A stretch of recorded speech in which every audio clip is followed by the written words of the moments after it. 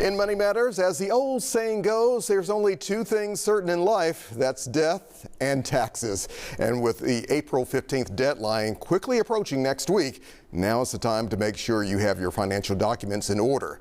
Joining us now with some last-minute tips for tax season is Travia Chapman, Bank of America's Memphis Market President. So glad to have you here at 3 o'clock. How have you been? And I've been well. It's a pleasure. Thank you for having me. It's a pleasure to have you here. You and I were talking a little bit during the break. Why do so many of us wait until the last minute to do this? You know, that's one of those questions that we really got to sit back and say, why?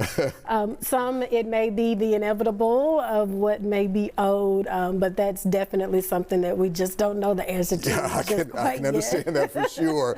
Let's talk about, though, Travia, some of the paperwork that we still need to make sure is right there in front of us, is ready to go. Absolutely. When preparing for taxes, the best thing to do is be prepared.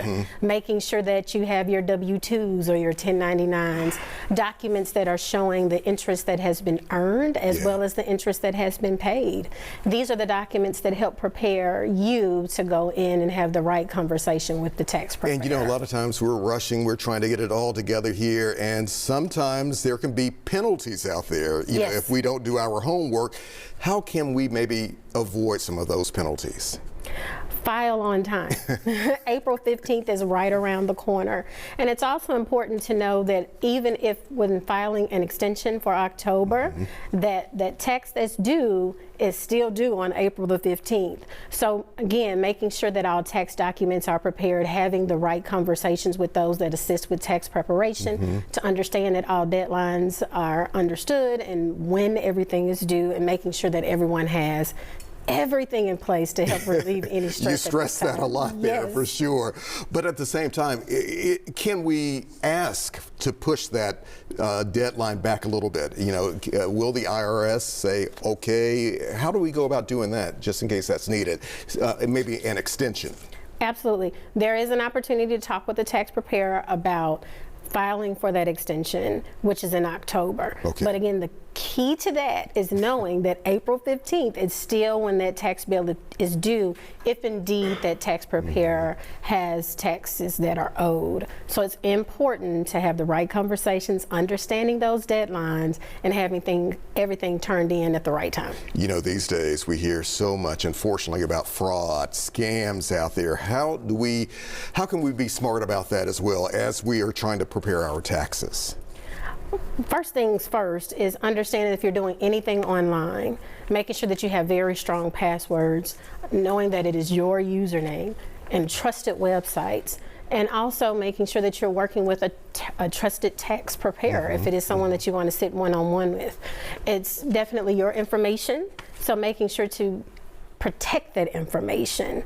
Not sharing social security numbers unless it's with someone, again, that you're a trusted advisor that is walking you through that process. Because it can be so easy for the bad guys to retrieve your personal information and do the wrong thing with it. And don't share it. You know, the IRS is someone that you want to make sure that you're, again, making sure all your T's are crossed and your I's are dotted when preparing those documents, sending that information in.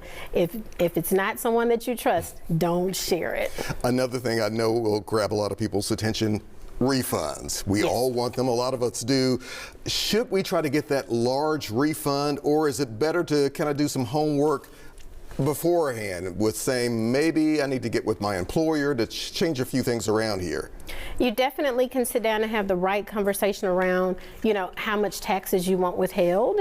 But more than anything, when you're talking about that refund, April is National Financial Capability Month. And it's a great opportunity to sit back and think about, if I do get a refund, what are some things that I can do with those dollars? Number one, it's a great opportunity to think about, how can I put some money away and save? It's also an opportunity to think about, how can I pay down any existing debt? Or what are some things that I may want to prepare to purchase, such as down payments for homes, or preparing to, you know, start a business.